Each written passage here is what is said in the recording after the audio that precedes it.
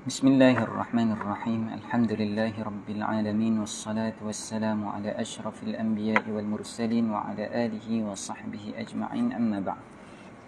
Alhamdulillah, kita bersyukur kepada Allah Taala yang bagi kita nikmat iman, nikmat Islam, yang masih bagi kita kesempatan untuk kita bertaubat, masih bagi kita masa untuk kita berkumpul pagi ini sama-sama kita mengaji, kita menyambung pembacaan kitab An-Nahjatul Jayyidah, jalan yang baik, lihalli alfadhi nuqawatil aqidah, untuk menghuraikan lafaz-lafaz nuqawatil aqidah, akidah yang murni, akidah yang suci.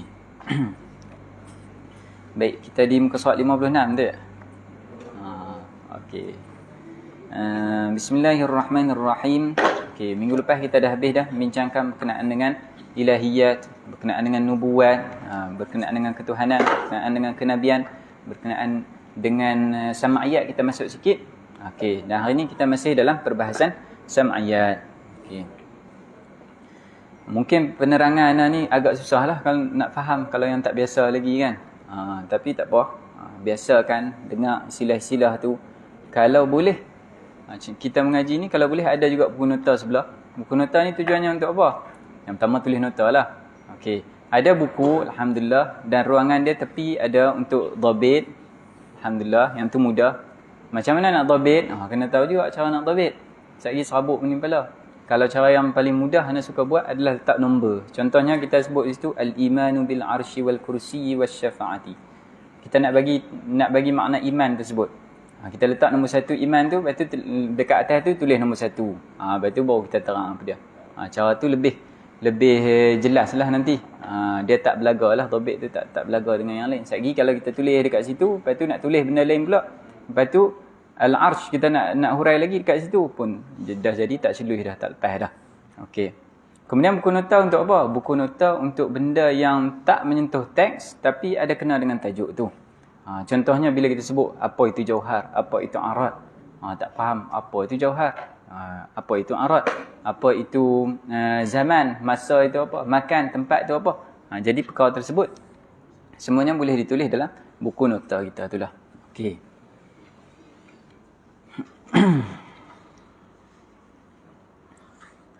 Okey, baik. Kata musannif rahimahullah, kata nazim rahimahullah, wal arsy wal kursiyyi wasyafa'ah lauhin qalam wa barzakhin na'imah. Dekat mana ataf ni? Kenapa kita baca jar semuanya? Cuba tengok balik bait sebelumnya. Wa wajibun imanuna bil mursalin wal anbiya wa kutubin wal katibin. Okey, dekat muka surat 50 tu. Jadi ataf dia dekat situ tu. Wajib beriman dengan para rasul, dengan nabi, dengan kitab, dengan kebangkitan semula. Begitu juga yajibul imanu bil arsy. Kata musannif ay wa yajibul imanu bil arsy, wajib beriman dengan arasy. Yang disebut arasy. Arasy ni apa dia? Wa huwa jismun azimun, iaitu satu jisim yang besar. Besar mana? Besar masjid ni kah? Tak besar lagi. Besar bukit kah? Tak besar lagi. Dikatakan makhluk yang paling besar yang Allah Ta'ala jadikan tu adalah arasy lah. Nuraniyun, yang diperbuat daripada nur. Ulwiyun, yang berada di belah atas. Okey. Dan kata Imam Al-Bajuri, kalau tengok pada footnote nombor 59, wal aula al-imsaku 'anil qat'i bi ta'yin haqiqatihi li 'adamil 'ilmi biha. Yang lebih baik itu adalah kita tak menentukan maknanya, sebab kita tak tahu hakikatnya macam mana yang kata arash. Yang kita tahu arash tu makhluk Allah Ta'ala jadikan. Makhluk yang paling besar Allah Ta'ala jadikan. Sebab tu Allah Ta'ala sebut Ar-Rahmanu 'alal 'arsy istawa. Ulama kata istawa di sini dengan makna istaula. Maksudnya Allah Ta'ala itu dia menguasai arash. Jadi kalau menguasai arash, yang bawah-bawahnya yang kecil-kecil itu lagi-lagilah dia menguasai. Wa huwa qubbatun fawqal alami, iaitu satu kubah yang berada di atas alam. Di atas alam tu dia ada satu kubah tu, dzatu a'midatin arba'ah, yang ada 4 tiang. Tahmiluhul malaikatu fid dunya arba'atun. Okey. 4 orang malaikat yang memikulnya waktu di dunia. Wa fil akhirati 8, dan waktu nanti di akhirat nanti 8 orang. 8 malaikat lah, bukan orang lah. Penjodoh bilangannya. 4 malaikat, nanti 8 malaikat yang akan memikul arasy tersebut. Besar mana malaikat ni? Nak sebut kata arash tu makhluk paling besar. Malaikat yang pikul dia tu besar mana? Ru'usuhum 'indal arsy. Kepala malaikat tu dekat arash. Fis sama'is sabi'ah, pada langit ketujuh. Wa aqdamuhum fil ardis sufla. Dan kaki-kaki para malaikat itu di bumi yang paling rendah sekali. Tanah yang paling rendah sekali. Wa qurunuhum ka qurunil wa'li, ay baqaril wahshi. Tanduk mereka itu seperti tanduk lembu liar. Ma baina asli qarni ahadihim ila muntahahu 500 'am. Kalau tak boleh bayang macam mana kata kepala dekat arash langit ketujuh, kaki dekat tanah yang paling rendah. Yang lebih mudah nak bayang macam mana? Disebut di sini ma baina asli qarni ahadihim, mereka ini memiliki tanduk, malaikat yang memiliki tanduk. Daripada asal tanduk, maknanya daripada tempat tumbuh tanduk itu sampailah kepada penghujung tanduk itu, jarak perjalanannya adalah 500 'am, 500 tahun. Tanduk saja. Tanduk saja 500 tahun ambil masa. Wabil kursiyyi, wa yajibul imanu bil kursiyyi, dan wajib beriman dengan kursi. Ini semua yang disebut dalam Al-Quran ni kita wajib beriman. Dengan arash, dengan kursi. Wa huwa jismun 'azimun nuraniyun, suatu jisim yang besar yang diperbuat daripada cahaya. Tahtal arsy, tadi arash kubah tu, di bawah dia ada kursi. Macam mana rupa dia? Allahu a'lam bihaqiqatih, Allah Ta'ala lah yang tahu macam mana. Multasiqun bihi fawqa as-sama'is sabi'ah, dia melekat dekat arash tersebut daripada belah bawah, dan dia berada di atas daripada langit ketujuh lah. Arash pun duduk atas, jadi belah bawah dia tu adalah kursi, lekat dekat arash tersebut. Kemudian bawahnya adalah langit ketujuh. Bainahu wa bainaha, ay bainal kursiyyi wa bainas sama'is sabi'ah, antara kursi tersebut nak pi ke langit ketujuh. Langit ketujuh nak sampai ke kursi tu jauh mana? Masiratu 500 'amin. Jaraknya adalah 500 tahun perjalanan.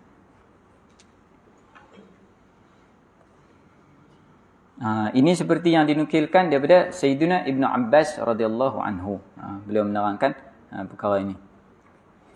Wa yajibul imanu bi kaunihi sallallahu alaihi wasallam syafi'an, dan wajib beriman bahwasanya Nabi sallallahu alaihi wasallam itu akan memberi syafaat. Wa kaunihi maqbul asy-syafa'ah, dan syafaat baginda sallallahu alaihi wasallam itu pasti akan diterima. Wa kaunihi muqaddaman ala ghairihi, dan baginda itu didahulukan berbanding yang lain. Maksudnya syafaat baginda yang akan diterima dulu berbanding yang lain. Thumma yashfa'u man irtadahu Allah Ta'ala fi arbabil kabair. Kemudian barulah orang yang Allah Ta'ala redha bagi syafaat, mereka boleh bagi syafaat kepada orang yang arbabil kabair, orang yang memiliki dosa-dosa besar. Maksudnya yang pertama sekali syafaat tu yang diberikan oleh Nabi sallallahu alaihi wasallam.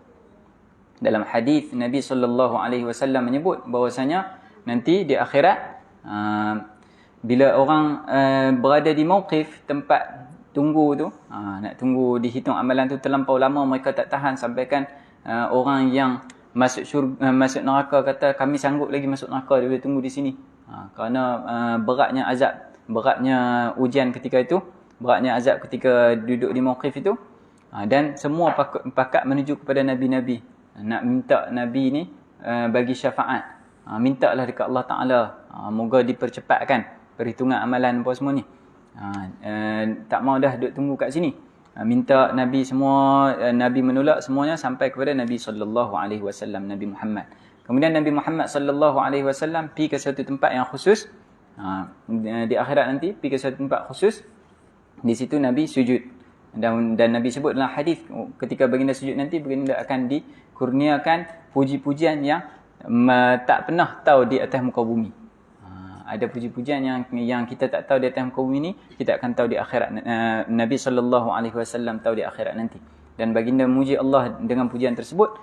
Kemudian barulah Allah Ta'ala firman kepada Nabi, angkatlah kepala, mintalah nescaya engkau akan diberi.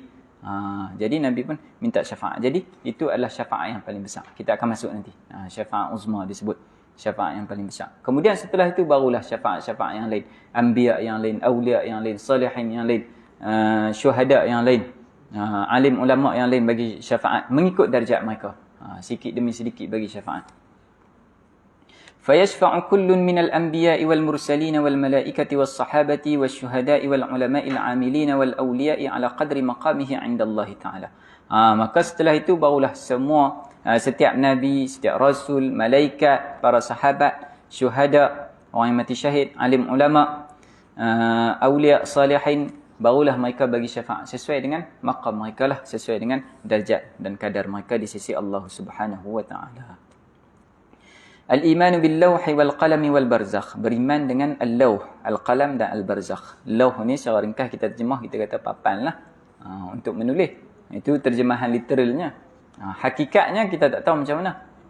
Ini dibincangkan oleh ulama-ulama sufi, antaranya oleh Al-Imam Al-Ghazali sendiri, nanti beliau akan bincangkan macam mana yang kata lawh, macam mana yang kata qalam tu. Tapi kita cukup kita beriman, tak tahu hakikat tak apa. Kita cukup beriman ada yang disebut sebagai lawh. Hakikatnya hanya Allah Ta'ala yang tahu. Qalam secara literalnya kita terjemah sebagai pena ataupun pensil lah untuk menulis qalam tu. Okey. Hakikatnya Allahu a'lam. Dan beriman dengan barzakh. Wa yajibul imanu bil lawhi, wajib beriman dengan lawh, wa huwa jismun 'azimun nuraniyun, suatu jisim yang besar yang diperbuat daripada cahaya. Kataba fihi al-qalamu, qalam akan tulis pada lawh tersebut. Biiznillahi ta'ala, dengan izin daripada Allah Ta'ala. Apa yang dia tulis? Kataba ma kana wa ma yakunu ila yaumil qiyamah. Dia tulis apa yang terjadi, apa yang telah terjadi dan apa yang akan jadi sampailah ke hari kiamat. Ditulis pada lawh tersebut. Jadi ada yang pada ilmu Allah Ta'ala yang azali, yang ada pada ilmu Allah Ta'ala yang azali, yang tu tak berubah. Kemudian Allah Ta'ala izinkan pada lawh untuk tulis, uktub, tulis apa? Tulislah apa yang akan jadi ni sampai ke hari kiamat. Jadi dia pun tulis. Dia tulis. Sesuai dengan apa yang Allah Ta'ala bagi ilmu padanya lah. Apa yang Allah Ta'ala suruh dia tulis, maka dia akan tulis. Okey. Kemudian nanti malaikat, macam kita sebut sebelum ni, malaikat akan ambil dari situ. Ditulis dalam suhuf mereka. Okey, sampai ke bawah, sikit demi sedikit diturunkan order tersebut. Perintah tersebut turun sikit demi sedikit. Tulis semualah, semua yang berlaku atas muka bumi ini. Dan boleh berlaku perubahan tak? Ada ulama menyebut boleh untuk berlaku perubahan pada yang tu. Tak ada masalah yang tu untuk berlaku perubahan. Jadi boleh jadi ketika ini ditulis macam ni, kemudian nanti berubah. Ditulis macam lain pula, disuruh tulis macam lain. Boleh, tak ada masalah yang tu. Tetapi yang tak berubah, yang mana Allah Ta'ala dah tahu dah penghujung dia akan jadi macam mana. Yang mana satu akan jadi, antara banyak probability, beratus-ratus, beribu-ribu probability ni, mana satu yang akan jadi, itu semua dalam ilmu Allah Ta'ala. Probability itu dalam ilmu Allah Ta'ala. Kebarangkalian tu setiap satu yang jadi. Contoh macam saya duduk macam ni, nak bergerak situ boleh, bergerak sini boleh, atas boleh, bawah boleh, tapi mana satu yang nak jadi, itu dalam ilmu Allah Ta'ala. Allah Ta'ala dah tahu mana yang nak jadi, dan Allah Ta'ala tahu setiap satu probability tersebut. Yang tak jadi pun Allah Ta'ala tahu, yang jadi pun Allah Ta'ala tahu. Yang tak jadi, kalau jadi macam mana pun Allah Ta'ala tahu.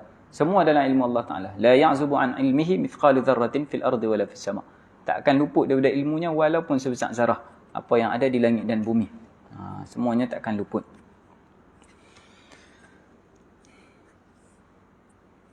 Wabil qalami, dan wajib beriman dengan al-qalam, wa huwa jismun 'azimun nuraniyun, iaitu satu jisim yang besar diperbuat daripada cahaya. Khalaqahu Allah Ta'ala, Allah Ta'ala jadikan dia, wa amarahu bikatbi ma kana wa ma yakunu ila yaumil qiyamah, dan Allah Ta'ala perintahkan untuk dia menulis. Kataba yaktubu kitabatan wa katban, masdar dia lah tu. Okey, diperintahkan untuk dia menulis apa yang telah berlaku dan apa yang akan berlaku sampailah ke hari kiamat. Wa yajibul imanu bil barzakh, wajib beriman dengan barzakh. Apa itu barzakh? Wa huwa ma bainad dunya wal akhirah, iaitu antara dunia dan akhirat. Dunia, apa yang kata dunia, apa yang kata akhirat. Kadang-kadang kita kata dunia semua tu, apa dia yang kata dunia? Kalau orang tanya, orang duk kata dunia semua tu, tanya dia, apa yang kata dunia? Apa yang kata dunia, apa yang kata akhirat. Al-Imam Al-Ghazali rahimahullahu ta'ala menerangkan makna dunia dalam kitab Al-Arba'in fi Usuluddin. Dunia itu apa yang habuannya, apa yang keuntungannya kita dapat sebelum kita mati.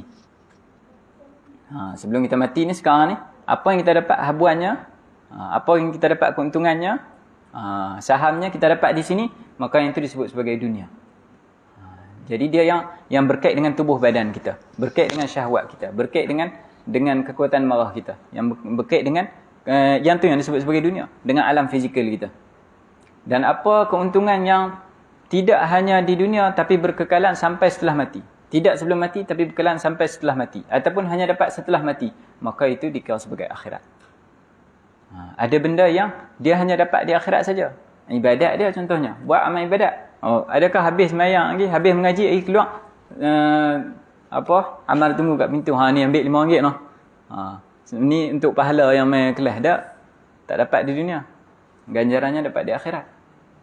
Kalau ikhlas niatnya, ganjarannya dapat di akhirat. Itu yang dapat di akhirat sahaja. Ada yang dapat di dunia sampai ke akhirat, tak terputus.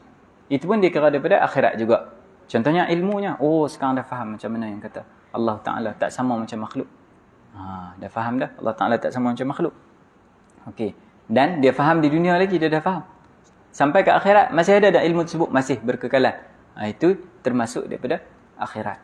Jadi dunianya yang hanya sekadar sebelum dia mati ni. Yang tu dunia. Jadi dia kena timbanglah apa yang dia buat tu. Adakah manfaatnya dapat sampai dia mati saja ataupun berterusan. Lepas mati pun masih berterusan. Kalau masih berterusan maka dianggap sebagai akhirat perkara tersebut. Walaupun dapat manfaatnya di atas muka bumi. Wa yajibul imanu bil barzakhi, wajib beriman dengan barzakh, wa huwa ma bainad dunya wal akhirah, iaitu apa yang ada antara dunia dengan akhirat nanti. Itu bila mana dia mati sebelum dia dibangkitkan semula. Itu adalah barzakh, tempoh tersebut. Tempoh peralihan daripada alam dunia, mati, kemudian sebelum dibangkitkan semula, itu disebut sebagai barzakh. Min waqtil mauti ilal ba'thi, daripada waktu matinya sampailah waktu dihidupkan semula. Itu tempoh barzakh. Faman mata faqad dakhala fil barzakh, maka barang siapa yang mati dia dah masuk ke alam barzakh. Wa yajibul imanu bi na'imil barzakh. Jadi banyak alam ni.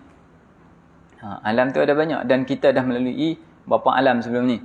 Kita lalui alam roh. Sebelum kita hidup, kita lalui alam roh. Waktu kita roh. Waktu ditanya, alastu bi rabbikum, bukankah aku Tuhanmu? Qalu bala syahidna. Kita dah saksi dah Allah Ta'ala sahaja Tuhan kita. Tu waktu di alam roh. Kemudian kita masuk alam dalam perut ibu. Lepas tu kita masuk ke alam dunia ni. Lahir. Alam dunia. Lepas tu nanti masuk alam barzakh. Setelah alam barzakh nanti menuju ke akhirat. Alam akhirat. Jadi dah macam-macam universe dah kita lalui ni. Macam-macam alam dah kita lalui. Okey. Mungkin kita ingat ataupun tak ingat sahajalah perkara tersebut. Kita sedang ataupun tak sedang sahaja. Wa yajibul imanu, baca dah. Wa yajibul imanu bi na'imil barzakh lil mu'minina. Wajib beriman adanya nikmat barzakh. Dalam kubur itu, kita kata dalam kubur lah kerana kebiasaannya orang Islam meninggal dikuburkan. Habis tu kalaulah dia mati tak dikuburkan, adakah tak ada barzakh baginya? Ada. Sebab dia dah mati. Bila mati masuk alam barzakh, tak kisahlah. Dia nanti dikuburkan ke ataupun tak kubur ke, kena makan dengan boya ke apa semua, duduk dalam perut boya ke apa. Tapi dia dah berpindah ke alam barzakh.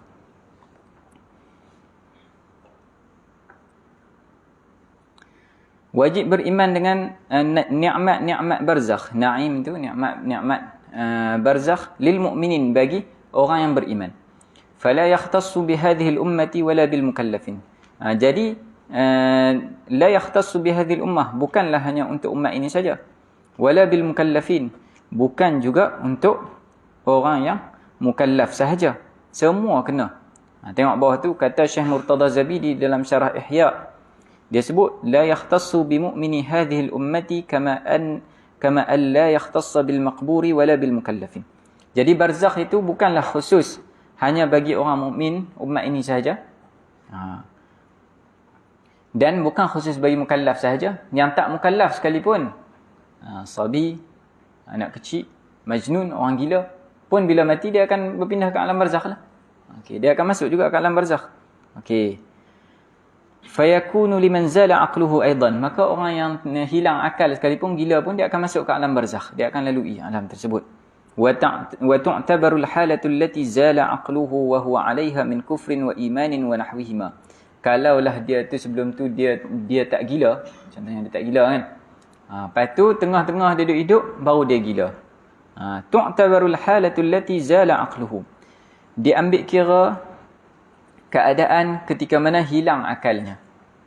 Adakah keadaan tu dia beriman ataupun dia kufur? Kalau dia beriman maka dia akan dapat nikmatlah di barzakh. Kalau dia kufur dia akan dapat azab. Wa min na'imihi, dan daripada nikmat-nikmat barzakh itu tawsi'uhu 70 dhira'ah, diluaskan Diluaskan tempatnya itu, kita kata kuburnya itu diluaskan sebanyak 70 zira'ah, 70 hasta. Diluaskan 70 hasta. Ardan, lebar. Wa kadza tulan, begitu juga panjang dan lebarnya. Jadi luaslah tempatnya itu nanti. Wa minhu aidan, dan termasuk daripada nikmat barzakh juga. Apakah nikmatnya lagi? Fathu taqatin, dibuka satu lubang dalam kita kata dalam kuburnya itu nanti akan dibuka satu ruang udara, satu lubang fihi, dalam kuburnya, minal jannati, daripada jannah, daripada syurga. Wa imtila'uhu birraihan, dan dipenuhi dengan wangian ar-raihan. Raihan ni kalau terjemah literal dia selasih lah. Saya tak tahu bom macam mana. Wa ja'luhu rawdatan min riyadil jannah, dan dijadikan kuburnya itu salah satu taman daripada taman-taman syurga. Wa ja'lu qindilin, dan dijadikan qindil, lampu pelita. Dijadikan satu lampu yunawwiru, yang menerangi tempatnya itu, kal qamari lailatal badri, seperti mana bulan purnama pada malam bulan penuh lah. Seperti bulan pada malam bulan penuh. Al-imanu bil jannati wan nar, beriman dengan syurga dan juga neraka. Azabihi wa jannatin nirani wal huri wal qusuri wal wildani. Ay wa yajibu 'ala al-mukallafi al-imanu bi'adzabil barzakh. Wajib beriman, wajib atas setiap mukallaf ini untuk dia beriman adanya azab barzakh lil kafiri wal munafiq, bagi orang kafir, bagi orang munafik, wa usatil mu'minin, dan juga orang ahli maksiat dari kalangan orang mukmin. Wa yadumu 'alal awwalain, yadumu kembali kepada apa? Azab tersebut. Wa yadumul azabu 'alal awwalain, azab itu akan berkekalan bagi dua golongan yang pertama. Siapa dia? Al kafir wal munafiq. Dua ni, kafir dengan munafik, azabnya berkekalan. Wa yanqati'u an ba'dhi usatil mu'min, dan akan terputus daripada sebahagian ahli maksiat dari kalangan orang yang beriman. Orang yang beriman ni, ahli maksiat, dia akan kena azab dekat dalam kubur. Azabnya adakah berterusan ataupun akan putus? Bagi sebahagiannya akan putus sesuai dengan kadar maksiatnya lah. Kalau tak banyak, jadi bila diberi, jadi itu pun antara tanda rahmat. Kalau kita tengok sebenarnya itu pun antara tanda rahmat. Jadi mana yang dosanya sikit, Allah Ta'ala dah bagi dekat dalam kubur tu, bagi balasannya, dia azab dalam kubur tu. Jadi kalau dah habis itu, nanti dia pergi ke mauqif, dia dihidupkan semula, dah tak kena dah yang lain. Dah habis dah. Kalau tak habis, dia bayar separuh dulu lah. Lepas tu yang lebih tu, kena bayar lagi lah. Na'udzubillah min dzalik. Wa hum man khaffat jaraimuhum minal usah, dan mereka itu yang mana berhenti azab mereka dalam kubur itu, sampai satu ketika dah habis dah. Duduk alam barzakh pun dah tak ada azab dah. Mereka ni siapa? Man khaffat jaraimuhum, yang ringan jenayah mereka, dosa mereka itu ringan, dari kalangan ahli maksiat. Fa innahum yu'adzabuna bihasabiha, sesungguhnya mereka itu diazab sesuai dengan maksiat mereka, jaraim mereka, jarimah mereka, jenayah mereka. Illam yadkhulu sahatal afwi, kalaulah mereka itu tak masuk dalam dataran keampunan. Kalaulah Allah Ta'ala tak ampunkan mereka, maka dia akan diazab lah. Kita kalau Allah Ta'ala tak ampun, kita akan kena azab lah. Wa qad yartafi'u anhum bidu'ain aw sadaqatin aw nahwi dhalik. Dan boleh jadi terangkat azab tersebut dengan sebab doa. Ada orang doa, ya Allah ampunkanlah dosa aku, dosa kedua ibu bapa aku, dosa tok nenek moyang aku. Jadi boleh jadi dengan sebab doa tersebut mereka diangkat azab mereka. Au sadaqatin, ataupun sedekah. Buat makan ke apa ke, sedekah, niat pahalanya untuk yang telah meninggal dari adik-beradik kita ataupun dari mukmin umumnya. Au nahwi dzalika, ataupun yang seumpama dengannya. Wa kullu man la yus'alu fi qabrihi la yu'adzabu fihi. Dan semua orang yang tidak ditanya di dalam kubur, maka dia tak diazab dalam kubur. Yang ditanya ni siapa? Kafir, munafik, orang mukmin pun ditanya juga dalam kubur. Tetapi ada dari kalangan orang mukmin yang tak ditanya dah. Sebab apa tak ditanya? Dah tahu dah, confirm dah yang ni. Dah confirm dah, memang dia tu iman dia tu, apa orang kata, iman yang elok, yang cantik. Jadi dah tak ditanya. Jadi kalau tak ditanya dalam kubur, maka dia tak kena azab kubur lah. Wal mu'adzabu al-badanu war-ruhu jami'an. Yang mana yang kena azab? Ada sebahagian kata azab itu hanyalah azab roh sahaja. Ada yang kata azab tu azab badan sahaja. Okey. Ada yang kata badan dan roh. Badan sahaja tak ada roh tak guna, tak asal apa. Kan? Okey. Yang kata roh saja, sebahagiannya mengatakan itu dah macam mimpi. Tak asal juga. Jadi di sisi kita Ahli Sunnah wal Jamaah, kita mengatakan bahawasanya yang kena azab itu adalah badan dan juga roh. Badan yang kena azab, rohnya pun kena azab. Kemudian dipersoalkan, kalaulah badannya kena azab, habis itu kalau dia kena makan dengan buaya, takkan sakit perut buaya. Macam mana? Jadi dijawab oleh Ahli Sunnah wal Jamaah. Kita dah membahaskan tentang jirim, kita bahas tentang jisim. Kita kata boleh saja Allah Ta'ala jadikan rohnya itu, ilmunya itu pada satu jauhar fard sahaja. Dalam tubuh badannya tu, kita sakit kan? Kadang kita sakit, adakah kita sakit seluruh badan? Tak, kita sakit bau saja. Sakit sini saja. Tempat tertentu sahaja sakit. Boleh tak kalau Allah Ta'ala nak jadikan daripada diri kita tu satu atom, yang tu je yang kita rasa sakit? Boleh. Jadi boleh kalau Allah Ta'ala nak jadikan daripada tubuh badan manusia tu, Allah Ta'ala jadikan satu tu, setelah mati apa semua, dekat situ satu yang ada rasa sakitnya, dekat situ yang ada rohnya, dekat situ yang dia akan rasa kena azabnya pada yang tu. Boleh, tak ada masalah.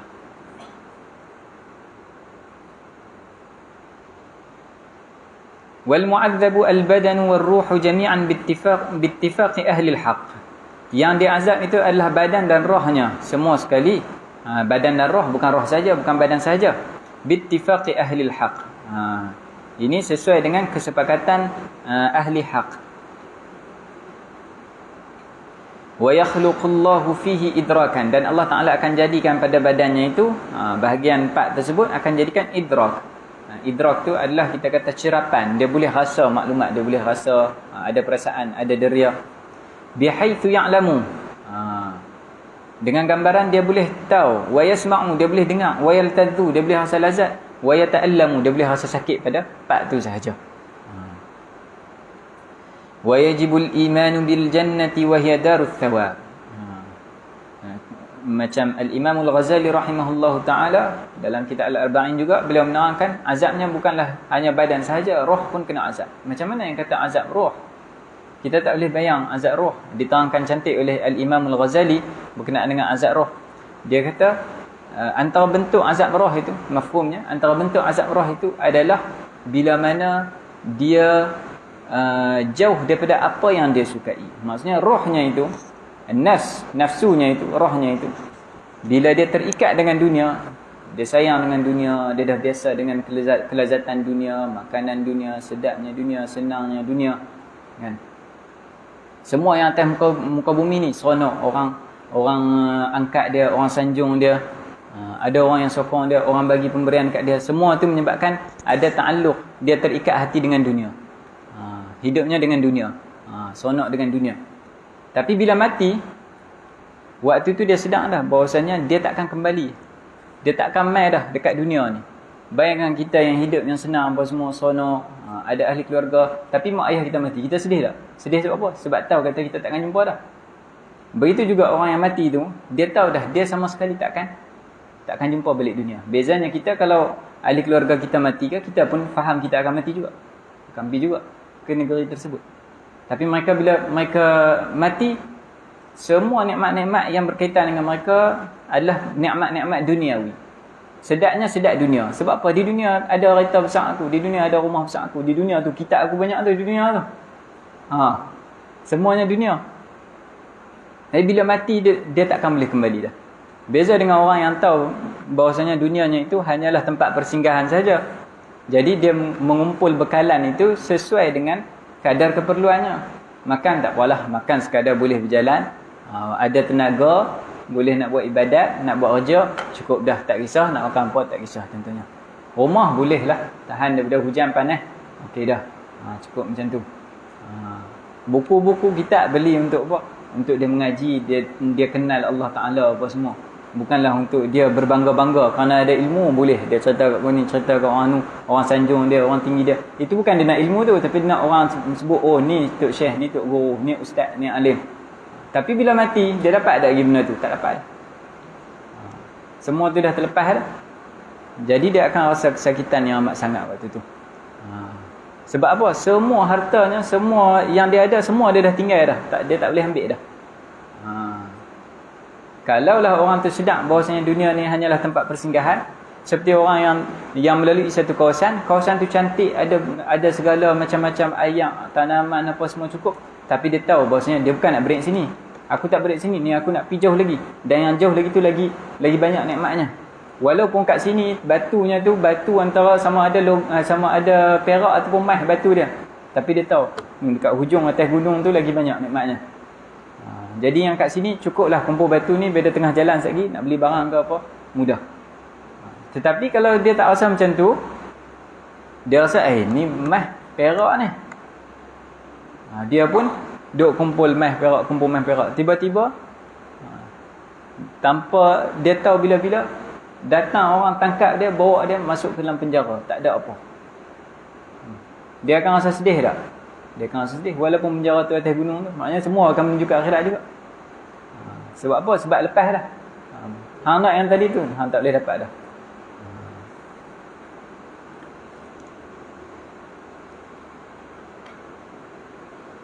Wa yajibul imanu bil jannati wa hiya darus thawab. Wajib beriman dengan syurga, dan syurga itu adalah darus thawab, negeri kita kata negeri bagi balasan baik lah, thawab, negeri pahala. Wa bin nirani wa hiya darul azab, dan beriman dengan neraka-neraka, dan ia itu adalah negeri azab. Wa bi kaunihima mawjudataini fi ma madha, dan beriman bahwasanya dua ni dah ada dah, Allah Taala dah cipta, dah ada dah syurga dan neraka ini.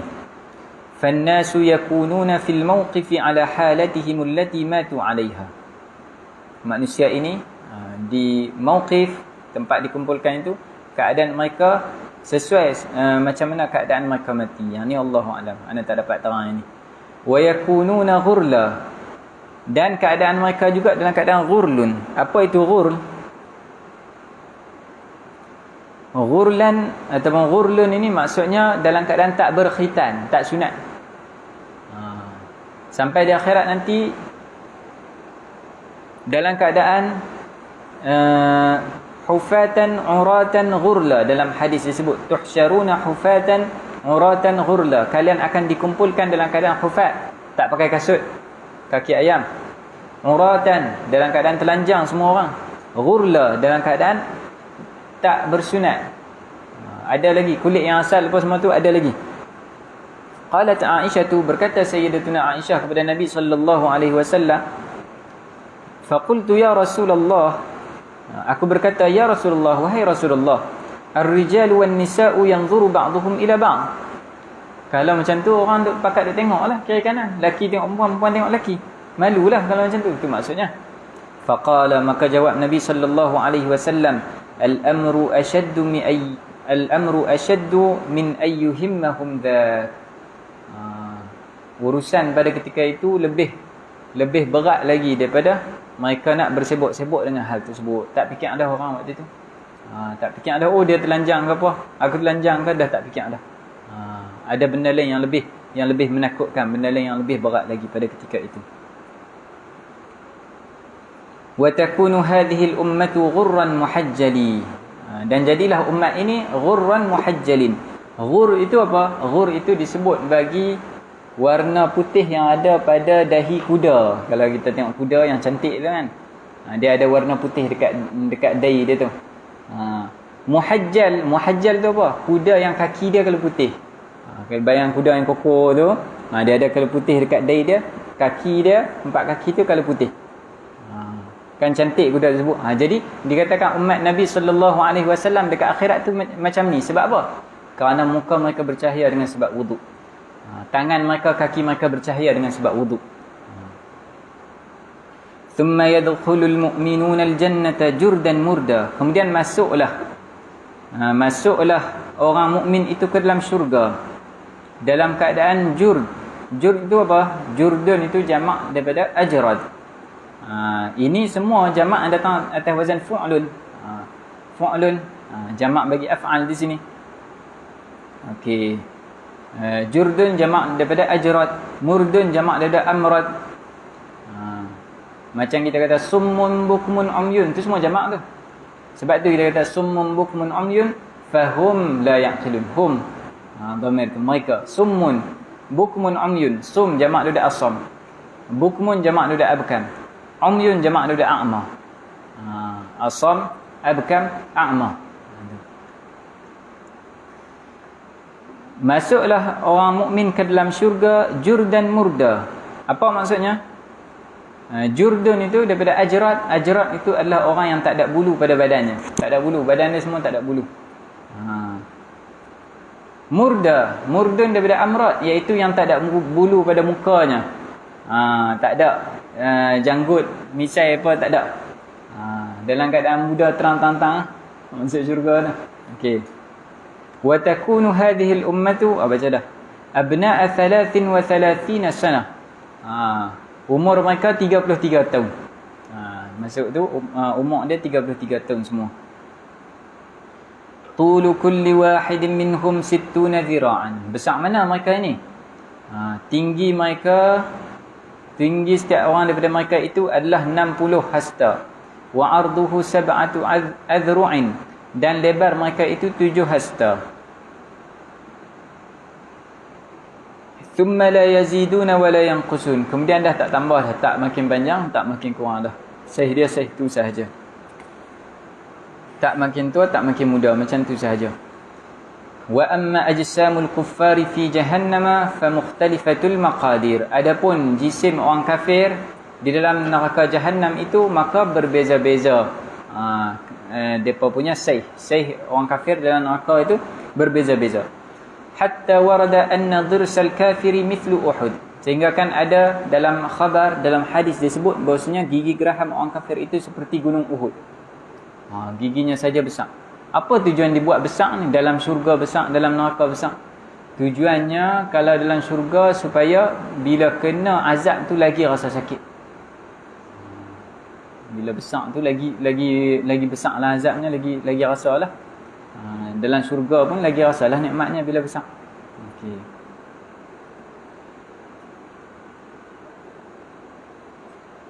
Wa fakhidhuhu mithlu wariqan, dan dua pahanya itu seperti wariqan. Wariq satu, wariqan dua. Apa dia?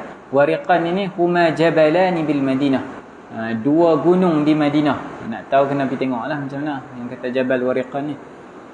Wa ma baina syahmatai udhuni ahadihim, antara cuping telinga salah seorang ahli neraka itu, wa atiqih, dan juga bahunya, berapa jaraknya? 70 kharifan. Perjalanan 70 musim sejuk. Mungkin ada beza lah perjalanan musim panas dengan bukan musim sejuk. Kharif musim luruh. Perjalanan musim luruh. Perjalanan musim sejauh 70 kali musim luruh. Tajri fiha, mengalir daripada syahmatil udhun, daripada dia punya cuping telinga ni, mengalir apa ni? Audiyatul qayhi wad dami. Wadi, audiyah jamak daripada wadi. Apa bahasa Melayu dia kita sebut apa? Wadi ni dia tempat yang macam sungai, ada air, tapi airnya hanyalah pada musim sejuk dan juga musim bunga sahaja. Wadi ni apa? Lembah. Ya. Ada lembah daripada al-qayhi wad dami, darah dan nanah. Wa ghiladu jildihi, dan tebal kulit mereka itu masiratu 3 ayyamin lirrakibil musri'. Perjalanan tebal kulitnya adalah tebal perjalanan 3 hari oleh penunggang kuda yang laju. Bukan yang bawa biasa, bawa laju 3 hari perjalanannya. Abang kata tebal kulitnya pun.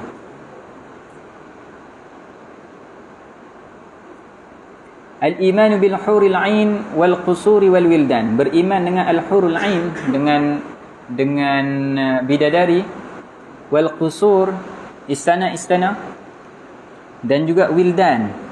Wildan ini adalah pelayan-pelayan dalam syurga yang bentuk macam anak kecil. Dia wa yajibul iman bil huril ain, wajib beriman dengan al hurul ain, bidadari dalam syurga. Qala Allah Taala, firman Allah Taala, wa hurun ain ka amthalil lu'lu'il maknun. Dan hur ain itu ka amthalil lu'lu'il maknun, seumpama al-lu'lu' mutiara al-maknun, yang tersembunyi di dalam tiramnya lah. Ai fi safa'il lu'lu', dari segi apa yang serupa macam mutiara ini? Dari segi cantiknya warna mutiara itu, putihnya mutiara itu, ma'asufratin, campak dengan kuning-kuning sikit. Kala-kala susu macam tu, fi bayadihinna, pada putihnya. Murni cantik putihnya, kala kuning-kuning sikit. Wabil, macam kala susu kot, macam kala mutiara lah, tengok mutiara tu. Kala tu lah. Wabil qusuri, dan dia bukan putih saja. Kalau putih saja sakit mata ni putih ni. Ni kalau putih ni orang tengok pun takut. Orang kalau putih macam ni tengok pun takut. Ni kalau putih dia, kalau putih yang cantik lah. Wabil qusuri ayil ghurafi wal khiyamil mu'addati li ahli jannah, dan beriman dengan qusur, istana-istana. Di sini diterjemahkan oleh Syekh Nawawi Banten al-ghuraf wal khiyam, bilik-bilik dan khemah-khemah yang disediakan bagi ahli syurga. Macam mana hakikat dia kita tak tahulah. Lebihlah berbanding apa yang ada atas muka bumi ni. Qala Allah Ta'ala, firman Allah Ta'ala. Sebab apa kita tahu lebih? Sebab apa kita tahu tak sama? Kerana apa yang ada dalam syurga tu, ma ainun ra'at wala udhunun sami'at wala khatara ala qalbi bashar. Apa yang mata tak pernah tengok, apa yang telinga tak pernah dengar, apa yang tak pernah terlintas dalam hati manusia. Nak tunjuk kata nikmat dalam syurga itu bukanlah seperti yang kita bayang, yang kita tahu. Habis itu persamaannya dari segi apa? Dari segi nama sahaja. Ni sebut fakihah, sebut buahan, anggur, arak, apa semua, susu disebut. Sana pun ada nama, tapi berbezalah sama sekali. Yang sana tu nikmat tak boleh dibandingkanlah dengan apa yang ada atas muka bumi ni. Habis itu kenapa disebut nikmat tersebut? Nikmat wanita dalam syurga, nikmat arak dalam syurga, nikmat buah-buahan dalam syurga. Kenapa disebut semua tu? Al-Imam Al-Ghazali dalam kitab Mizanul Amal, kitab Mizanul Amal karya beliau menyebut kenapa disebut hal-hal tersebut. Disebut benda-benda yang manusia tahu, manusia suka atas muka bumi, suka pada wanita, suka pada arak, suka pada susu, suka pada buah-buahan. Disebut nikmat-nikmat, suka pada istana, disebut perkara tersebut. Kenapa? Suka pada kebun-kebun, suka pada sungai-sungai, disebut nikmat tu ada dalam syurga. Kenapa? Supaya dia ada rasa ataupun ada tergerak untuk mendapatkan hal tersebut. Kalaulah diceritakan nikmat yang dia tak pernah nampak ataupun dia tak pernah tahu perkara tersebut, maka dia tak akan terbayang benda tu. Sebut ada satu nikmat, macam mana nak cerita tak tahu macam mana, tapi kena dapatkan, hatinya tak akan tergerak untuk dapatkan benda tu. Tapi bila mana diceritakan, Al-Imam Al-Ghazali dalam Mizanul Amal disebut, okey, bila mana diceritakan nikmat dalam syurga itu banyak, nikmat bersama dengan wanita apa semua disebut dalam syurga. Baik, orang yang mendapat nikmat tersebut, Imam Ghazali kata nikmat paling besar atas muka bumi, nikmat bersama dengan wanita contohnya. Okey, bila bersama dengan wanita atas muka bumi ada batasannya tak? Ada batasannya. Dia akan nikmat, tapi sampai satu ketika dia tak larat ataupun dia dah tak rasa nikmat lagi dah untuk bersama dengan wanita. Ada batasannya. Ataupun dia nak tapi dia dah tak ada kemampuan. Tetapi dia tahu dekat akhirat nanti tak akan habis. Tak pernah habis. Jadi benda tu menyebabkan dia ada rasa untuk mendapatkan nikmat tersebut. Jadi dijadikan manusia itu berpasang-pasangan, boleh berkahwin, boleh bersama, itu tujuannya untuk apa? Ada dua tujuan Imam Al-Ghazali kata. Satu, supaya kelangsungan hidup di atas muka bumi. Jadi bila mereka berkahwin, ada anak tu akan jadi generasi seterusnya yang jadi khalifatullah atas muka bumi, jaga bumi ini, mengaji, faham, adil dalam kehidupannya, menyebabkan alam ni juga jadi elok, terjaga kerana ada orang-orang yang macam ni, yang adil, yang faham akan agamanya, dan dalam masa yang sama menyebabkan dia rasa nak untuk menuju ke akhirat. Kerana apa? Dia tahu takat ni je nikmat aku atas muka bumi. Berapa kuat sangat nak boleh buat hubungan dengan isteri dia. Imam Al-Ghazali kata yang paling kuat itu adalah burung sparrow, burung pipit ke apa. Yang tu yang paling kuat. Kalau mengawan tu yang tu paling kuat. Manusia tak boleh lawan. Jadi walaupun nikmat tahu mana, tapi dia tahu ada had, ada batasan. Takat tu ya. Tak boleh. Jadi bila dia nak lebih, dia akan ingat akhiratnya nanti akan dapat nikmat yang lebih.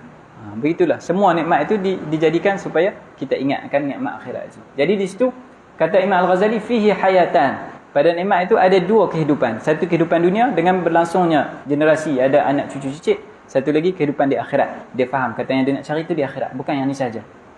Itu bagi haqqil awam, bagi golongan awam. Yang dia faham nikmat itu hanyalah pada nikmat anggota tubuh badan. Nikmat paling sedap syahwat adalah nikmat yang tu, hubungan. Nikmat paling sedap dari segi ghadab, marahnya itu, keberaniannya. Apa nikmat paling sedap? Iaitu penguasaan. Dia boleh jadi pemimpin, dia boleh jadi raja, dia menguasai orang lain. Itu nikmat paling besar dah.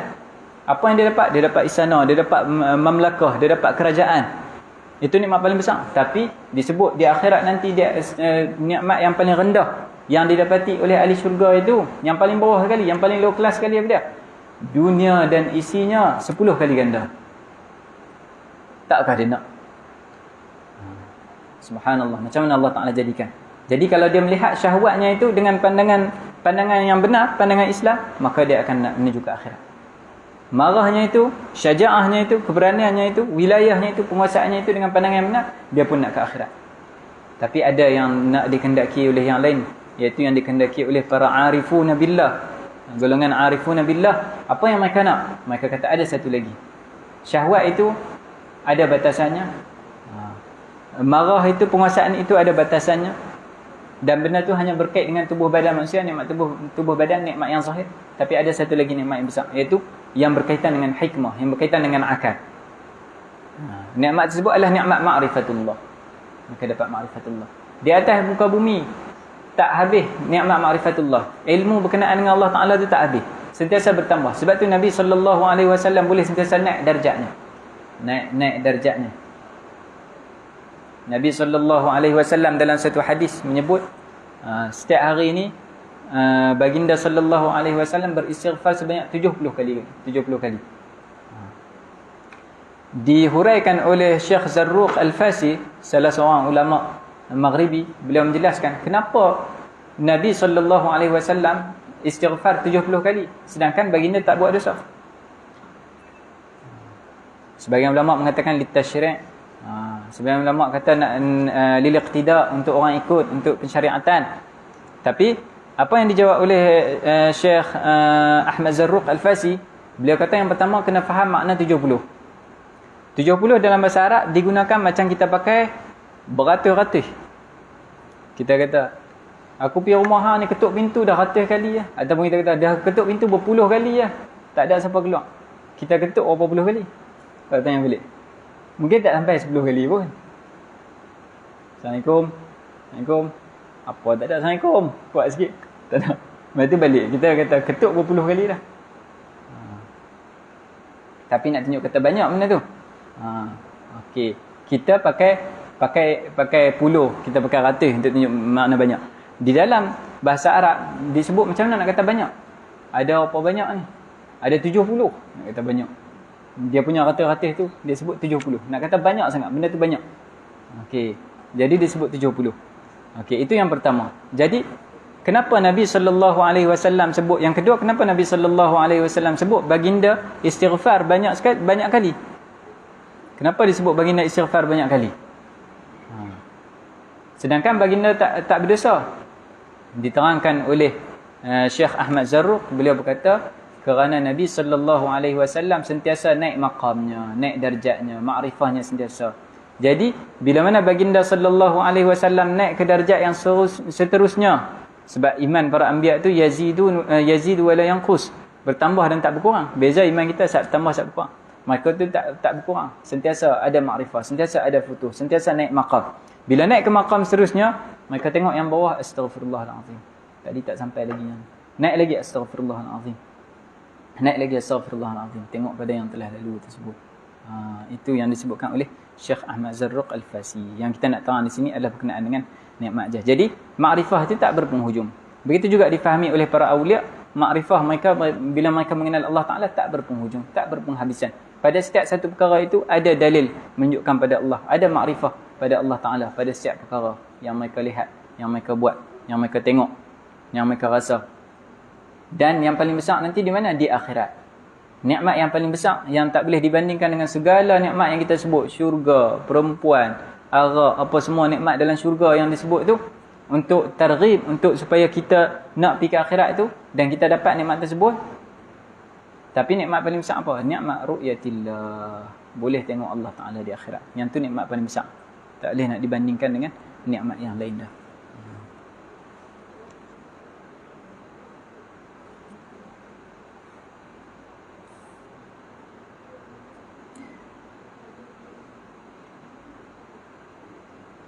قال الله تعالى firman Allah Ta'ala لكن الذين اتقوا ربهم لهم غرف من فوقها غرف مبنية تجري من تحتها الأنهار وقال صلى الله عليه وسلم دخلت الجنة sabda Nabi sallallahu alaihi wasallam, aku masuk ke dalam syurga. فإذا أنا بقصر من ذهب, tiba-tiba aku duduk di depan satu istana yang diperbuat daripada emas. فقلت لمن هذا, maka aku pun berkata, untuk siapa ni istana ni? Nabi sallallahu alaihi wasallam kata, untuk siapa istana emas ni?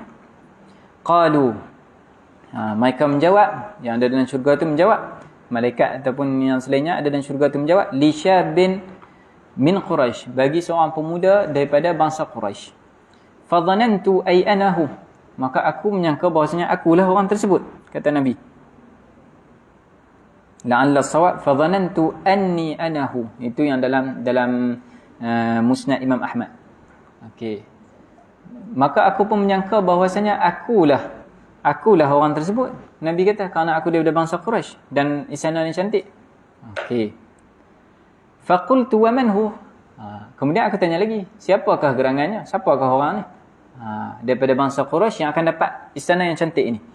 Qalu, maka mereka menjawab, li Umar bin Al-Khattabi, untuk Sayyidina Umar bin Al-Khattab. Tak habis lagi. Seingat saya dalam hadis ni ada lagi sambungannya. Bila Nabi SAW menceritakan hal tersebut, Nabi SAW kata, aku pun tak masuk ke dalam istana tersebut. Kerana apa? Kerana aku tahu ghairahnya Umar. Macam mana ghairahnya Umar? Ini istana aku ni. Tapi Sayyidina Umar bila dengar macam tu, dia kata, bagi dia tak apalah Rasulullah nak masukkan, siapa lagi? Yang ni Rasulullah. Maksudnya apa yang dia sayang tu, itulah bagi dia, bagi kat Rasulullah semua tak apa, tak ada masalah. Wa qala sallallahu alaihi wasallam, dan sabda Nabi sallallahu alaihi wasallam, fil jannati khaymatun min lu'lu'atin mujawwafatin 'arduha 70 mila. Di dalam syurga itu ada suatu kemah yang diperbuat daripada mutiara yang kosong tengahnya. Besarlah. Satu kemah yang diperbuat daripada mutiara, tengahnya kosong. Arduha, besar mana? Arduha 70 mila. Lebarnya itu adalah 70 batu. Fi kulli zawiyatin minha, di setiap sudut khemah tersebut, ahlun lil mu'minin, ay zawjun lil mu'minin. Ada isteri bagi orang mukmin. Ma yarawna al-akharin, yang mana setiap orang tersebut, setiap isterinya itu tak tengok isteri yang lain. Kemah yang luas itu di setiap sudut-sudutnya ada isterinya, dan isteri itu tak nampak isteri yang satu lagi, isterinya tak nampak isteri yang satu lagi. Walaupun dalam syurga tak ada yang kata hasad tu, nyakit-nyakit hati tu tak ada dah. Tapi sampai macam tu, jauh, tak nampak yang lain. Yatufu alaihimul mu'min, orang mukmin tu apa dia kata, berlegar ataupun yatufu, berjalan, bertawaf, pusing pada ahli-ahlinya inilah. Jumpa dengan isterinya, bersama dengan isterinya macam tu. Wa yajibul imanu bil wildan, dan wajib beriman dengan al-wildan. Wildan ni kalau ikut jamak daripada walad lah. Wildan. Okey. Sibyan bagi sabi. Okey, wildan, anak-anak kecil juga. Wa hum fi sinni man huwa dunal bulugh. Mereka ini pada usia sebelum baligh. Dia tak baligh lagi. Anak-anak kecil lah. Was sahihu, dan yang sahihnya, annahum khuliqu fil jannah. Mereka itu memang dicipta dalam syurga, dijadikan dalam syurga memang macam tu. Rupa besar tu. Li khidmati ahliha, untuk mereka berkhidmat kepada ahli syurga. min ghairi wiladati ahadin lahum, tanpa dilahirkan oleh siapa-siapa. Tak ada siapa yang lahirkan mereka. Cipta jadi macam tu, kecil macam tu terus. Kama khuliqatil hurul ain, seperti mana dicipta bidadari tadi. Kadzalika tamaman linizamihim, untuk menyempurnakan sistem mereka lah dalam syurga tu. Wa aqallu ahli jannati, yang ni sekurang-kurang ahli syurga ni dia dapat nikmat apa? May yakhdumuhu alfu ghulam, dia itu dia khidmat oleh 1000 hamba. Maknanya ada dalam syurga tu yang tukang khidmat dia, yang bukan hamba lah, tukang khidmat dia lah kita kata. Ada 1000 anak kecil. Wa yu'ta fil jannati qadra ad-dunya 10 marrat, dan diberikan, dikurniakan kepada dia 10 kali ganda dunia. Dunia ni isinya 10 kali ganda. Sebab itulah disebut dalam sebuah hadis, disebut bahwasanya orang yang terakhir keluar dari syurga itu, bila mana keluar dari syurga, keluar dari neraka, bila mana keluar dari neraka, masuk syurga, dia tengok nikmat dalam syurga tu 10 kali ganda daripada nikmat yang ada atas muka bumi. Semua nikmat atas muka bumi ni 10 kali ganda. Jadi dia ni pun kata, ya Allah, ni nak peleceh aku ke, nak pemain aku ke? Aku ni yang last sekali ni, kalau ikut boleh dapat satu bilik pun besar rahmat lah. Macam tu. Tak terbayang akan rahmat Allah Ta'ala tu bagi sampai banyak macam tu. Wa wajibun imanuna bil qadari wa bil qada bin naf'i aw bil darari, dan wajib beriman dengan qadar, wa bil qada, dan juga dengan qada, bin naf'i aw bil darari, tak kisahlah qada qadar itu benda yang bagi manfaat pada kita ataupun bagi mudarat pada kita. Ini masuk perbahasan qada dan qadar pula. Salah satu dia rukun iman lah. Berapa rukun iman? Nah, apa dia? Kan nanti nak mengajar anak-anak nanti nak ajak pelajar sekolah. Apa dia rukun iman yang pertama? Tak dengar apa Apa dia? An tu'mina billahi wa malaikatihi wa kutubihi wa rusulihi wal yaumil akhir wa bil qada'i khairihi wa syarrihi. Okey. Ay yajibu 'alal mukallafi al-iman bil qada'i wal qadar. Wajib ke atas setiap mukallaf itu beriman dengan qada' dan qadar. Apa dia kita sebut qada', sebut qadar ini? Fal qadaru, qadar itu adalah ilmuhu ta'ala azalan sifatil makhluqat. Sejak azali Allah Ta'ala dah tahu macam mana sifat semua makhluk ni. Kalau dia jadi macam mana dia jadi? Semua sifatnya macam mana?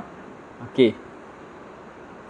فكان الله تعالى أزلا يحدد كل مخلوق بحده الذي يوجد عليه حين وجوده. Allah Ta'ala dah tentukan sejak azali macam mana setiap makhluk ni kalau dia wujud nanti dia jadi macam mana. Min husnin wa qubhin wa naf'in wa dhurrin, elakkah, burukkah, bagi manfaatkah, bagi mudaratkah, semua dah ditentukan.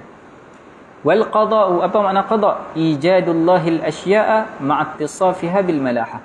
Ijadullahil asya', Allah Ta'ala jadikan semua perkara yang Allah Ta'ala tentukan tadi, Allah Ta'ala jadikan ma'attisafiha bil malahah. Dalam masa yang sama, semua yang Allah Ta'ala jadikan itu bersifat dengan malahah, bersifat dengan cantik. Tak kisahlah sama ada benda tu bagi manfaat ataupun bagi mudarat pada hak makhluk, elok ataupun buruk pada hak makhluk, tapi pada hak Allah Ta'ala semua yang Allah Ta'ala jadikan tu elok, cantik.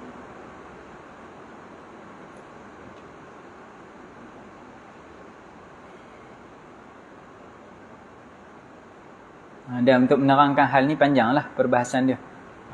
Nak menerangkan macam mana dikatakan semua yang Allah Ta'ala buat tu elok, buat cantik. Kena faham makna keadilan antaranya. Nak faham makna adil, kena faham makna zalim. Tahu apa zalim, tahu apa adil. Zalim meletakkan setiap perkara sesuai pada tempatnya. Zalim meletakkan perkara tidak pada tempatnya. Adil meletakkan perkara sesuai pada tempatnya. Jadi semua benda yang Allah Ta'ala buat ni dah duduk pada tempatnya yang sesuai. Nak faham kedudukan semua tempat tu, kena faham alam tu. Faham diri kita dulu. Apa yang ada dalam tubuh badan kita. Apa komponen yang Allah Ta'ala jadikan kita, komponen akal kita, tumbuh-tumbuhan, apa komponen dia, apa yang Allah Ta'ala jadikan dia, tanah. Kena faham satu-satu tu, baru kita faham. Oh, cantik Allah Ta'ala letak di sini. Hidung kita Allah Ta'ala letak di sini. Mata kita Allah Ta'ala letak di sini. Macam mana kalau mata kita duduk tepi? Macam mana kalau mata kita duduk belakang? Allah Ta'ala buat tu semua dah cantik. Tengok pada diri dulu. Tengok pada diri kita macam mana Allah Ta'ala buat elok. Allah Ta'ala kumpulkan benda-benda yang utama tu dia letak pada wajah. Cuba kalau mata kita duduk kat perut. Nak pakai baju susah. Allah Ta'ala buat semuanya elok. Itu baru sikit sahaja. Yang kita faham, yang kita nampak hikmahnya. Yang lain banyak lagi.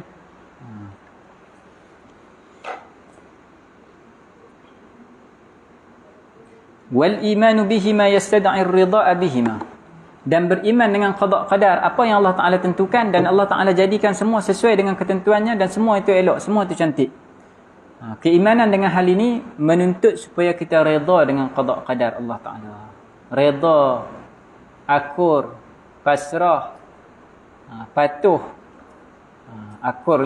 Akur bahwasanya Allah Ta'ala lah yang dah menentukan segalanya dan semua yang jadi ni memang jadi seperti yang Allah Ta'ala tentukan.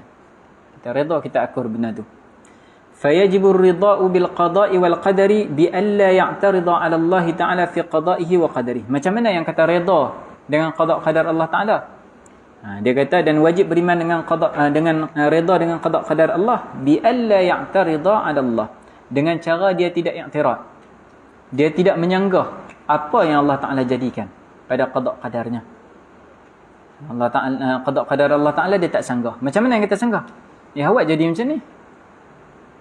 Aku dah usaha banyak dah. Baca buku sampai mata lebam, kawan tu duk main bola pun. Awak tiba-tiba dia yang dapat, aku tak dapat. Contohnya. Tidak menyanggah apa yang Allah Ta'ala jadikan. Tapi kena faham. Okey. Wa ya'taqida anna dhalika al-amra li hikmatin. Faham macam mana? Dia tidak menyanggah. Maksudnya apa? Aku redha yang ni yang Allah Ta'ala jadikan. Yang Allah Ta'ala buat ni, yang ni Allah Ta'ala jadikan. Aku mungkin duduk dalam kebenaran, dia mungkin duduk dalam kebatilan. Aku bagi hujah dia, dia bagi hujah dia. Tapi orang tak mau terima hujah aku, orang nak terima hujah dia juga. Saya tahu sama duduk marah orang. Dia kata hampa ni sesat lah, apalah. Yang pertama kita kena redha tu Allah Ta'ala dah tentukan. Kita redha Allah Ta'ala dah, benda tu semua dah tertulis, benda tu jadi seperti mana yang Allah Ta'ala tentukan. Kenapa jadi macam tu? Li hikmatin. Wa ya'taqida anna dhalika al-amra li hikmatin wa in kunna la na'lamuha. Jadi benda tu kerana ada hikmah walaupun kita tak tahu apa hikmahnya. Ada hikmahnya tapi kita tak tahu apa hikmahnya. Tetapi hal ini bukanlah menyebabkan kalau begitu tak apalah, biarlah golongan sesat nak berterusan sesat. Bukan macam tu. Kalau begitu tak apalah. Memang Allah Ta'ala dah tentukan dia dapat markah lebih. Walaupun dia main apa semua, dia meniru dan kelas, dia dapat markah lebih. Kalau begitu tak apalah. Bukan macam tu. Kena bezakan. Redha dengan qada' dan redha dengan maqdi. Al-qada', kita kata apa tadi qada' tadi? Qada' Allah Ta'ala jadikan sesuai dengan penentuannya. Maknanya itu kuasa Allah Ta'ala. Allah Ta'ala yang wujudkan benda tu. Allah Ta'ala jadi benda tu. Kita redha. Qadar, penentuan Allah Ta'ala yang ada dalam ilmu Allah Ta'ala, kita redha. Benda tu bila jadi, yang tu disebut sebagai maqdi. Benda yang terjadi disebut. Boleh redha tak? Ada ketika kita tak redha. Contohnya apa? Kita beriman dengan Allah Ta'ala, kita tahu ni Allah Ta'ala tentu. Ada, na'udzubillah min zalik. Ada orang yang kita kenal murtad contohnya. Kita redha dengan Allah, ya Allah, ini semua dah jadi dalam ketentuanmu. Kau tahu benda ni jadi, aku redha. Tapi apa yang dia buat aku tak redha. Maqdi, benda tu bila kita sifatkan pada pelaku orang tersebut, kita tak redha. Ya Allah, aku redha dah, aku tak dapat markah banyak walaupun aku sadi apa semua, dia ni tiru, ternyata dia boleh banyak lagi daripada aku. Aku redha itu ketentuanmu yang tu dah berlaku dan jadi sesuai dengan yang kau tentukan. Tapi aku redha tak dia meniru tu? Tak redha. Nak report lah, report lah. Bukan kata tak redha, saya report pula. Entah ni tak redha dengan qada' qadar tak, bukan macam tu. Itu tak faham qada' qadar. Qada' dengan maqdi benda yang beza. Qadar dengan maqdur benda beza. Qadar penentuan setiap satu tersebut.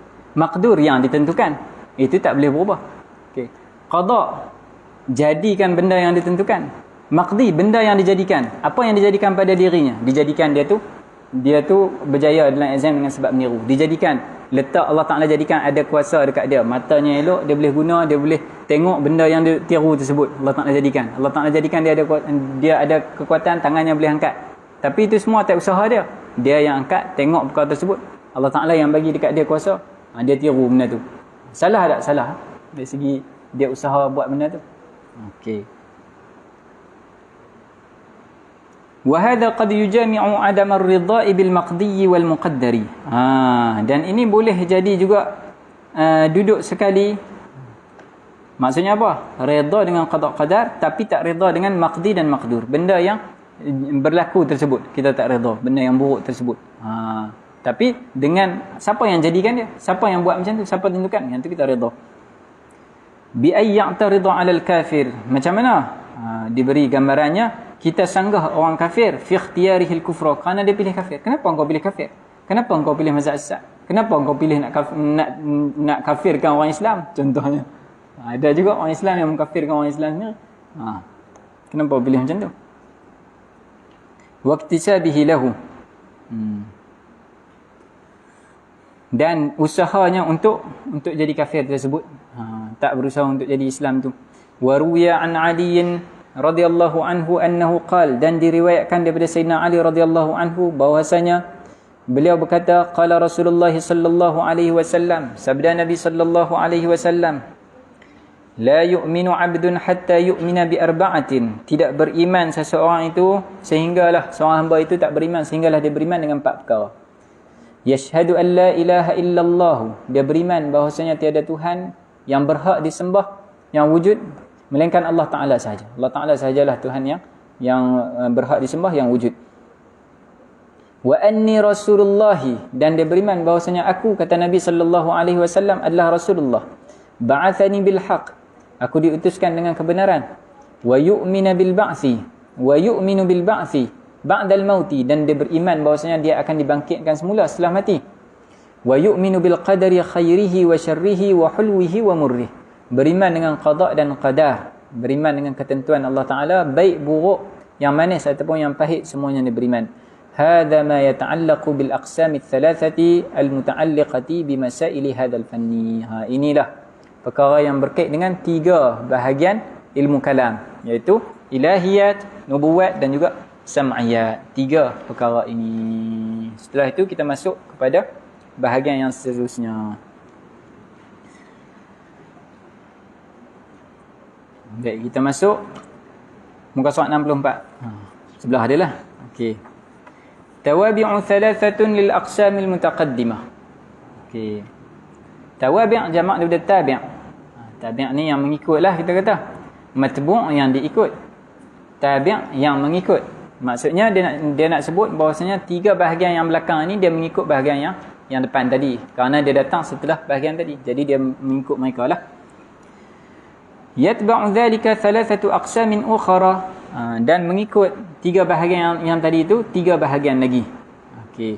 Al-awwalu, bahagian yang pertama, ma yajibu wujub i'tiqadin. Yang pertama kita akan bahaskan apakah yang wajib untuk diyakini. Al-thani, yang kedua, ma yajibu wujub ma'rifatin. Yang kedua, apakah yang wajib untuk diketahui. Dan yang ketiga, ma yajibu wujub amalin. Yang ketiga adalah apa yang wajib untuk diamalkan.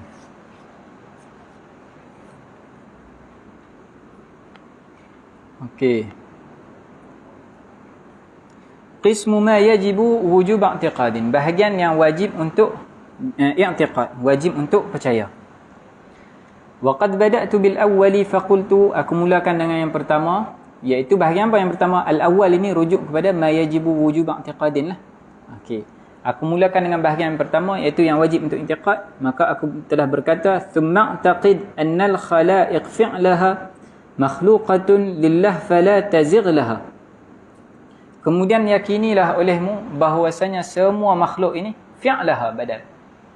Anna fi'lal khalaiq, beriman, keyakinanlah, yakinlah bahwasanya perbuatan semua makhluk ini makhluqatun lillah, dijadikan oleh Allah Ta'ala, dicipta oleh Allah Ta'ala. Fala tazigh laha fala tamil anha, janganlah engkau terpesong daripada mazhab ini. Jadi ini masuk perbahasan af'alul ibad, perbuatan hamba. Okey. Sebelum kita masuk yang ni, kita kena cerita dulu mazhab perbuatan hamba ni. Dalam perbuatan hamba ni, kita kena faham ada 2 mazhab dulu. Sebelum Asy'ariyah ada 2 mazhab. Yang pertama disebut sebagai Jabriyah, yang kedua disebut sebagai Qadariyah. Okey. 2 mazhab, mazhab Jabariyah dan mazhab Qadariyah. Jabariyah nisbah kepada al-jabru. Dengan makna apa? Dengan makna memaksa. Al-Qadariyah nisbah kepada qadar, qudrah, kuasa maksudnya. Jadi apa dia? Mazhab yang pertama kata semua makhluk ini terpaksa, dipaksa. Apa yang dia buat semuanya dah ada dalam ketentuan Allah Ta'ala. Benda tu berlaku secara paksaan bagi dia. Semua tu terjadi secara paksaan. Dia kata ni semua Allah Ta'ala yang jadikan. Ni semua Allah Ta'ala tentukan. Apa yang dia buat? Dia buat baik ke? Dia buat buruk ke? Dia berzina ke apa? Semua dia nisbah kepada Allah Ta'ala. Yang kedua, Qadariyah. Qadariyah pula mengatakan hamba itu ada kuasa. Hamba kita ada kuasa Allah Ta'ala jadikan, maka dengan kuasa itu kita buat perbuatan. Jadi perbuatannya yang tu kita sendiri yang buat. Bagi Qadariyah pula mereka mengatakan yang ni kita buat. Yang baik ke yang buruk ke yang tu kita yang buat. Okay. Dua-dua mazhab ni ada masalah. Mazhab Jabariyah akan merosakkan syariat. Kerana apa? Kerana syariat itu dia bersangkut paut dengan perbuatan yang ada leluasa. Maknanya boleh untuk buat, boleh untuk tak buat benda tu. Nak beriman, dia boleh untuk dia beriman, dia boleh untuk tak beriman. Kalau dia beriman, dia akan dapat pahala. Tak beriman, dia akan kena siksa. Okay. Nak buat ibadat, dia boleh untuk buat ibadat, solat, puasa, zakat, haji, boleh untuk tak buat. Kalau dia buat, maka dia patuh pada arahan, dia akan dapat pahala, akan dapat ganjaran. Kalau tidak, dia akan dapat azab. Kalau dia kata Jabriyah kata tak, semua ni dah Allah Ta'ala jadikan, semua ni dah ditentukan. Kami buat ni semua ni atas dasar keterpaksaan. Dia dah bunuh banyak orang pun, ni semuanya dah ditentukan. Jadi waktu tu akan rosak taklif. Sebab taklif menyentuh perbuatan yang boleh untuk buat, boleh untuk tak buat. Ada leluasa. Dan kita akan tambah lagi hujah untuk membatalkan mazhab mereka. Okey. Antaranya macam mana untuk membatalkan mazhab mereka? Dengan cara tampak dia. Semua ni kami pak bos sekali. Dia kata awak tampak tak semua ni dah ditentukan nampak dia. Ya, ada mazhab ulama menyebut ada perkara yang memang kita boleh bahas menggunakan akal, kita boleh berhujah dengan akal, tapi ada mazhab-mazhab yang tak pakai akal. Cara dia macam tu.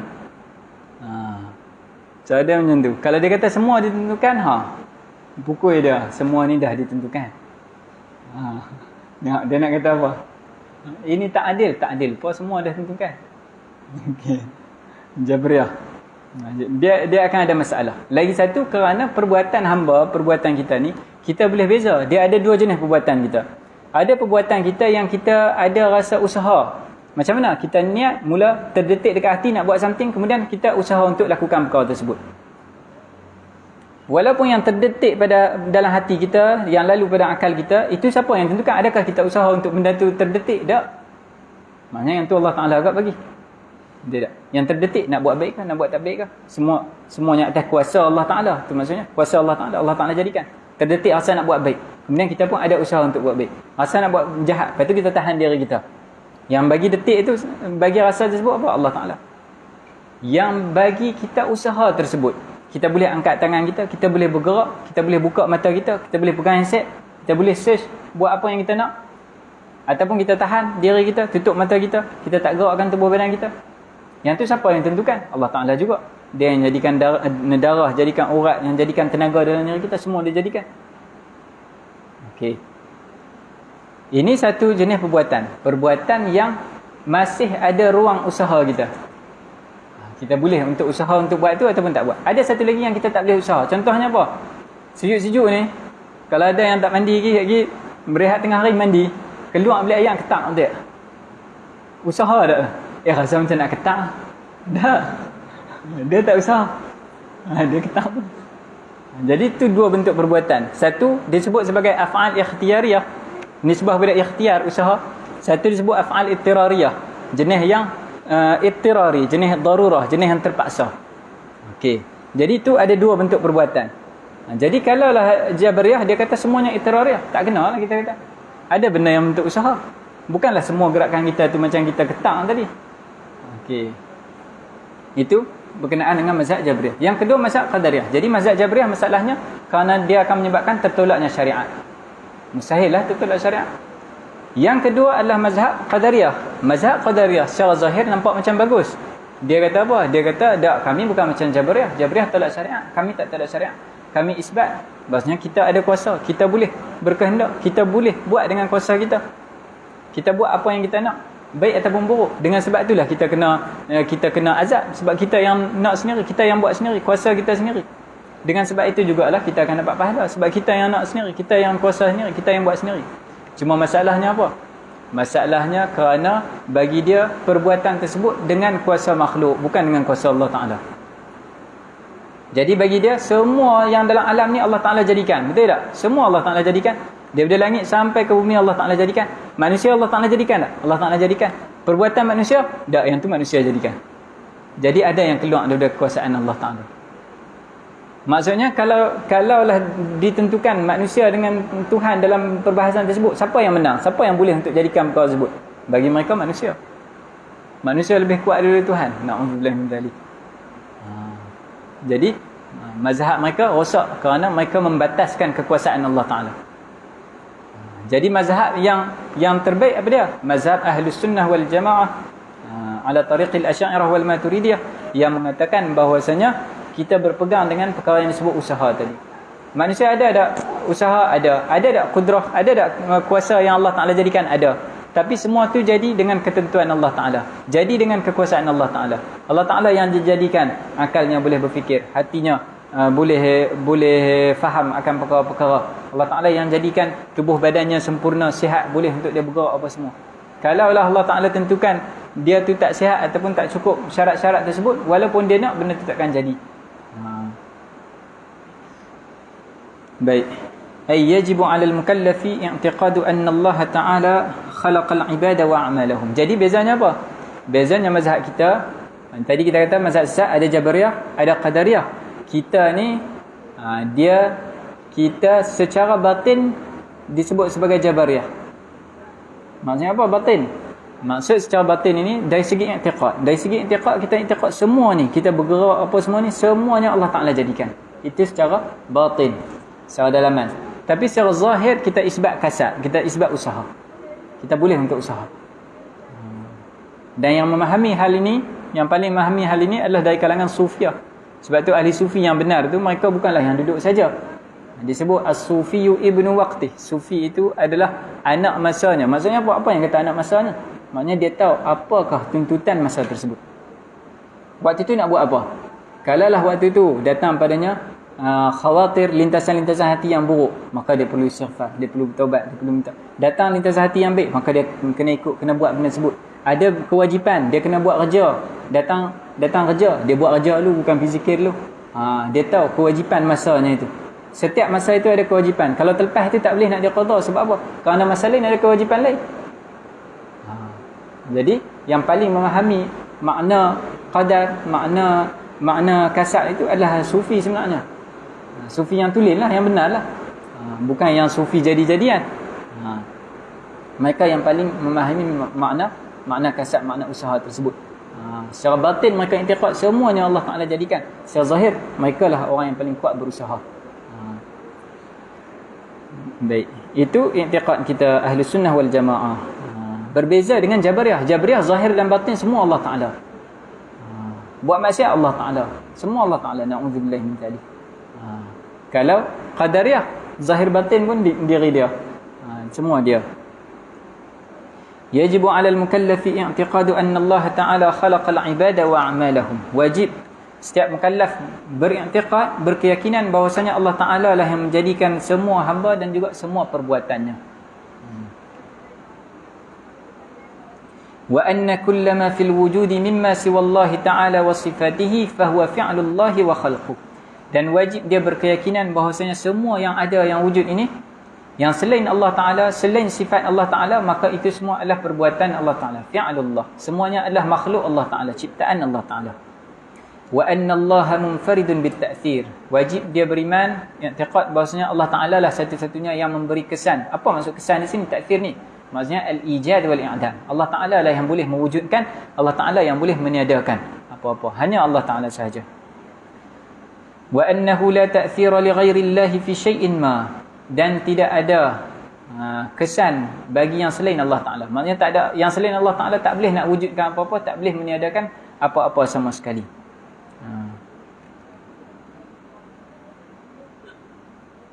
Wa anna al-'abda laysa lahu fil fi'li al-ikhtiyari illa mujarradul kasbi. Dan dia wajib i'tiqad, berkeyakinan bahawasanya yang ada bagi hamba itu dalam perbuatan ikhtiari yang kita catat tadi, yang dia boleh memilih itu, dalam perbuatan itu apa yang ada bagi dia? Mujarradul kasbi, hanyalah usaha semata-mata.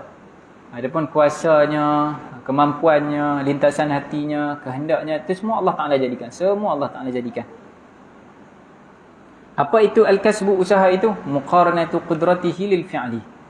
Kuasa yang Allah Ta'ala jadikan pada diri hamba tersebut, dia beriringan dengan perbuatan yang dia lakukan. Kenapa kita namakan kuasa ini? Kerana kita nak bezakan antara perbuatan ikhtiari dengan ittirari tadi. Kita kata ada beza. Jadi bezanya adakah kembali kepada ke mana? Benda apa yang menyebabkan dia berbeza tu? Mana illahnya? Jadi illahnya disebut oleh ulama, illahnya itu adalah pada satu perkara yang disebut sebagai al-kasbu, usaha itu. Yang ni ada usaha. Yang satu lagi dia tak ada usaha. Wa bisababihi hasalat taklif, dan dengan sebab usaha itulah adanya taklif. Wa yajibu i'tiqadu anna Allah Ta'ala yajuzu alaihi khalqul khairi wasyarri. Wajib dia berkeyakinan, i'tiqad bahwasanya Allah Ta'ala itu boleh untuk menjadikan baik dan buruk. Boleh je. Nak jadikan, tak nak jadikan, boleh. Wa annahu la yaqa'u fi mulkihi illa ma yurid. Dan tidak jadi pada kerajaannya ini, makhluknya ini tak jadi melainkan apa yang Allah Ta'ala kehendaki. Wa annahu la yajibu alaihi li'ibadihi fi'lus salahi wal aslah. Dan tak wajib juga untuk Allah Ta'ala jadikan as-salah wal aslah. Ini satu lagi istilah dalam ilmu kalam. Okay. Apa maksudnya? As-salah wal aslah ini adalah mazhab Mu'tazilah yang mengatakan bahawasanya Allah Ta'ala wajib jadikan yang terbaik untuk hamba. Apa yang terbaik untuk dia? Contohnya, yang terbaik dia makan nasi satu pinggan ke dua pinggan? Kalau yang terbaik dia makan dua pinggan, kena jadikan dia makan dua pinggan. Kalau yang terbaik dia makan sepinggan, kena jadikan dia makan sepinggan. Macam tu. Apa yang terbaik untuk dia? Masuk syurga atau masuk neraka? Kalau terbaik masuk syurga, kena masukkan dia dalam syurga. Macam tu. Okey, salah wal aslah. Okey. Salah maknanya jadikan yang baik berbanding yang buruk. Aslah jadikan yang lebih baik berbanding yang baik. Itu maksudnya. Ini mazhab Mu'tazilah. Bagi kita ahli sunnah, benda tu tak wajib bagi Allah Ta'ala. Boleh Allah Ta'ala nak buat macam tu, boleh tak? Boleh. Bukan kita nafi. Kita kata benda itu tak wajib secara akal. Mu'tazilah kata wajib secara akal. Itu bezanya. Kita kata tak wajib secara akal, mereka kata wajib secara akal. Bila kita kata tak wajib secara akal, benda tu tak terjadi mustahil. Sebab hukum akal ada tiga. Ada wajib, mustahil, harus. Jadi kita kata tak wajib secara akal, tapi boleh Allah Ta'ala nak buat. Allah Ta'ala nak bagi yang terbaik untuk semua makhluk, boleh, tak ada masalah. Tapi adakah wajib? Tak wajib. Mu'tazilah kata wajib secara akal. Ini juga hal yang menyebabkan akhirnya imam kita, Imam Abul Hasan Al-Asy'ari, keluar daripada mazhab Mu'tazilah. Kemudian mendukung Ahli Sunnah wal Jamaah. Bila beliau tanya Tok Guru dia Al-Jubba'i, Tok Guru dia ditanya, macam mana keadaan tiga orang, seorang kafir, seorang mati kecil, seorang mati besar. Seorang kafir, dua orang lagi mukmin sabi, budak kecil, dan seorang lagi mukmin yang dah besar lah, dah baligh. Seorang masuk syurga. Jadi apa Tok Guru dia jawab? Tok Guru dia kata, yang mukmin yang dah besar baligh, dia masuk syurga dengan sebab amal dia. Yang kafir dia masuk neraka dengan sebab dosa dia. Yang mati kecil ini nak masuk neraka tak ada dosa, nak masuk syurga pun tak ada taklif lagi, tak ada amalan. Jadi dia wasitah manzilah bainal manzilatain. Dia duduk tengah-tengah, masuk syurga ada, masuk neraka ada. Ini pun mazhab Mu'tazilah juga. Dia kata macam tu. Jadi apa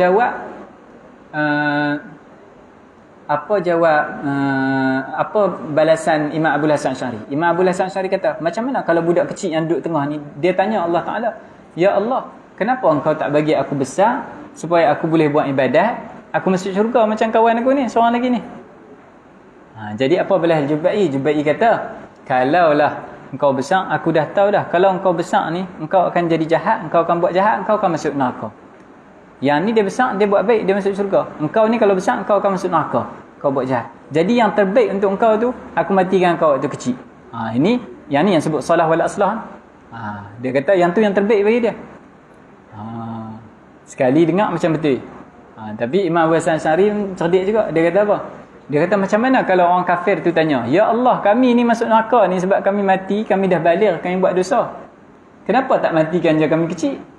Kan lagi baik kami duduk manzilah benar manzilatain daripada masuk neraka." Jadi terdiamlah. Jubai pun terdiam, tak boleh dah menjawab. Jadi lepas itulah barulah Imam Abdul Hasan Asy'ari berpindah daripada mazhab yang Mu'tazilah itu kepada mazhab Ahlussunnah wal Jamaah.